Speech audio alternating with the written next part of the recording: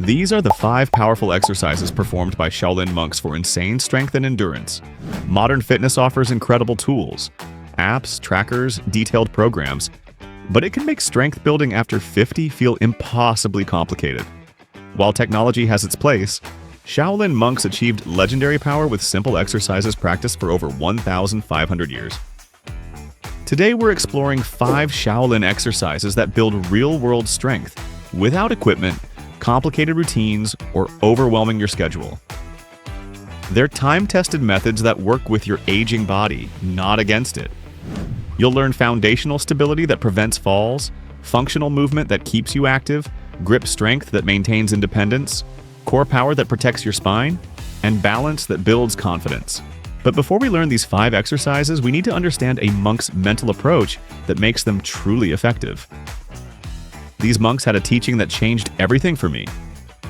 The first arrow always hits. Imagine you're holding a challenging position and your muscles start to burn. That burning sensation? That's the first arrow. It's going to hit every time you challenge your body. And that's exactly what's supposed to happen. But here's where most people sabotage themselves. The moment they feel that first arrow, the physical challenge, they immediately shoot themselves with the second arrow. They tense up, hold their breath, or start that mental chatter. This is too hard. I'm too old for this. I should stop. The monks discovered something profound. The first arrow is unavoidable, but the second arrow is completely optional. You can feel the physical challenge without adding mental suffering on top of it. As we go through each exercise today, I'll show you exactly how to work with the first arrow while avoiding that second arrow. This isn't just about getting stronger. It's about building the mental resilience to handle whatever challenges aging brings your way. Now let's start with the foundation exercise that teaches this principle better than any other. Exercise 1. The horse stance. When you begin studying any style of Kung Fu, you encounter what's called Ji Ben Gong, which stands for basic foundation work. The word Gong means work, like Qi Gong, which is energy work, or Ne Gong, internal work. So Ji Ben Gong is foundation work, and anything you practice to enhance your form can be considered foundation work. Most of the time, Ji Ben Gong begins with strengthening the legs through what's called Ma Gong, which is the stance work. The horse riding stance is the cornerstone of this training, and it's the most demanding exercise in all of Kung Fu. Here's what makes this so important for people over 50. The Chinese have a saying, if you develop skills but not the Ji Ben Gong, when you get older, you will find it was all for nothing. Your gong, the quality of development in your tendons, ligaments, bones, and joints, remains as you age, making you effective even in your old age. Without it, you age like everybody else and become weaker as time passes. This is where the legends of old but still powerful masters come from. They built their Ji Ben Gong when they were young, and it served them for life. Research confirms what the Chinese discovered centuries ago. Isometric holds like this increase tendon stiffness and improve joint stability, particularly beneficial if you have arthritis. Stand with your feet wide apart, about twice as wide as your shoulders. Lower your hips until your thighs are parallel to the ground, or as low as you can maintain good form. Keep your spine tall and core engaged. Imagine pushing the ground away with your feet.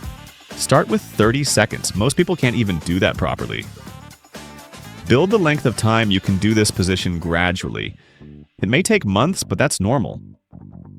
Remaining in correct form for 2 minutes is quite an achievement already, but your long-term goal is 5 minutes. And as you hold this position, you'll feel your legs start to burn. That's the first arrow.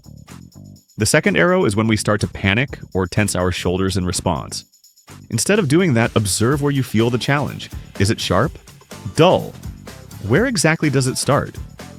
Breathe into that sensation and consciously release any tension that wants to build up elsewhere in your body. Don't let your knees go past your toes and keep your back straight. Practice near a wall if you need support initially. If you can persist with horse riding stance training, you can handle anything. This builds the leg strength and mental resilience you need for everything that follows. Exercise 2. Bear crawl. Animal-inspired exercises like the bear crawl tap into ancestral movement patterns that improve strength, coordination, and mobility. This isn't about imitating animals. It's about reclaiming natural movement patterns we lose in our chair-bound lifestyle. This works practically every major muscle group. Your shoulders, arms, and chest support your body weight, while your core keeps your spine stable. Your brain coordinates opposite arms and legs moving together, which enhances coordination and proprioception, crucial for preventing falls. Start on all fours, hands under shoulders, knees under hips.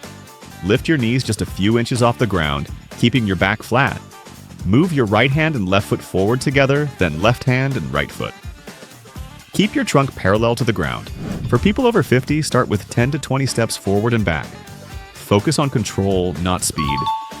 If your wrists hurt, elevate your hands on a sturdy surface or make fists. As you move, notice if your mind wants to rush through this to get it over with. That's the second arrow, the mental resistance to the challenge. Instead, embrace the coordination challenge. Each step is an opportunity to observe how your body moves and responds. Don't let your hips rise too high or sink too low. Look a few feet ahead, not down at the ground. This builds coordination and strength that translates directly to getting up from the floor, moving furniture, and feeling confident in your bodies to handle unexpected movements. Exercise 3. Ringing round a tree. The Shaolin exercise is also called Maitreya, after the Buddha of the future. This is both a hard external exercise and internal training. It builds obvious physical strength while developing subtle internal awareness. Here's how to do it. Find a sturdy tree at least 12 inches in diameter. Wrap your arms around it like you're hugging an old friend. Press your chest against the bark and squeeze like you're trying to compress the trunk. This trains your arms, chest, and core while building powerful grip strength. What makes this perfect for people over 50 is that it's isometric. You work your muscles intensely without joint stress from movement. As you squeeze, you might feel your grip wanting to give up. Observe that sensation without judgment. Where do you feel it most? Your forearms? Your chest? Breathe steadily and release any tension in your face or shoulders while maintaining the squeeze where it counts. Start with 15 to 30-second holds. Focus on the quality of your squeeze, not duration. Gradually increase intensity as you get stronger. And wear long sleeves if the bark bothers your skin. Common mistakes include squeezing so hard you hold your breath. Remember to breathe steadily throughout. Don't arch your back away from the tree. Keep your chest pressed against the bark. Avoid gripping with just your hands. Engage your entire arms, chest, and core in the squeeze. Try different arm positions, higher for more shoulder work, lower for more back engagement. This builds the grip strength you need for opening jars, carrying groceries, and maintaining independence. Plus, it connects you to nature in a way gym equipment never can. Exercise 4. Shaolin Plank. Monks would hold planks for extended periods, building not just physical power, but mental resilience. Research shows that the plank exercise strengthens the core, enables proper musculature, and brings significant changes in proper alignment and posture, along with strength to bring down pain and improve quality of life. Start in a forearm plank with elbows under shoulders, forearms flat on the ground.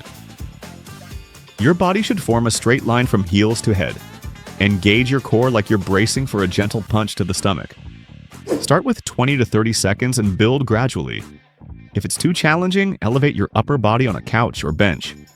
Perfect form beats long duration every time. When your core starts to fatigue, that's your body working, not failing. Notice if you start holding your breath or tensing your jaw. These are second arrows. Keep breathing steadily and release tension everywhere except your core. Don't let your hips sag or pike up. Keep your neck neutral and breathe steadily throughout. Common mistakes include placing your elbows too far forward, which strains your shoulders, and forgetting to engage your glutes. Squeeze them to help maintain that straight line. This builds the core stability you need for every movement, maintaining good posture and spine protection. Exercise 5. Single leg stance. Balance is strength hidden in stillness. There's an ancient fable about a great crane who lived in a lush forest. When a troubled young man came seeking answers to life's challenges, the crane shared this wisdom. My child, every challenge is part of your journey. Just like the curves and circles I draw in space, each challenge is part of the bigger picture you're creating. There is no need to rush. Be patient and move with the natural rhythm of the universe. Studies confirm that performing simply designed balancing exercises at least 3 days per week can increase balancing abilities and decrease fall rates in the elderly with a history of previous falls. The one-legged stance works your supporting leg intensely while your core engages continuously to keep you stable. It strengthens the small foot muscles we often neglect, but which form the foundation of all balance and movement. Stand with feet hip-width apart. Fix your gaze on a point in front of you. This is crucial. Transfer weight to one leg while raising the other, bending the knee toward your chest. Start near a wall for safety. Begin with 15 to 30 seconds per leg, building to 2 minutes. As you improve, try different leg positions, forward, to the side, or back. Now here comes the challenge. As you hold this position, your body will start to wobble. Your mind will want to panic. That's the second arrow trying to hit. Instead of fighting it, observe it like the crane. Where is the instability coming from? Then make tiny, patient adjustments. When you start to wobble, don't look down. Keep your gaze horizontal. Maintain a slight bend in your standing leg. Common mistakes include hyperextending the knee of your supporting leg, which reduces stability, and tensing your shoulders. Just keep them relaxed. Don't grip the floor with your toes. Instead, distribute weight evenly across your entire foot. For an extra challenge, close your eyes once you've mastered the basic position. As you age, you'll face moments when your balance isn't what it used to be. This exercise teaches you that losing balance isn't failure, it's information. The wobble is just part of the bigger picture you're creating. While you appear perfectly still, internally there's constant micro-adjustments maintaining balance. Remember the crane's teaching. There is no need to rush. Be patient and move with the natural rhythm of the universe. Here's how to fit these into real life without overwhelming yourself. As I keep saying in all of my videos, consistency beats intensity every time. In the morning, hold the horse stance for 30 seconds while your coffee brews. During midday, do 30 seconds of bear crawl during commercial breaks. And at night, execute 2 to 3 minutes total on plank and balance work. Progress gradually.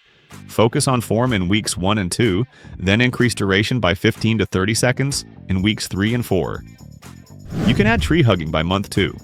Some days will be stronger than others, and that's perfectly normal. These should energize you, not exhaust you, because you're not just building physical strength, you're mastering your response to challenge for decades to come. These 5 exercises have kept warriors strong for over 1,500 years because they work with your body's natural design. They understood that mastering these movements was really about mastering their own minds. Let me know in the comments what you think of this video. I'm always looking for ways to improve. And if this approach to combining strength with mental resilience resonated with you, subscribe for more videos like this.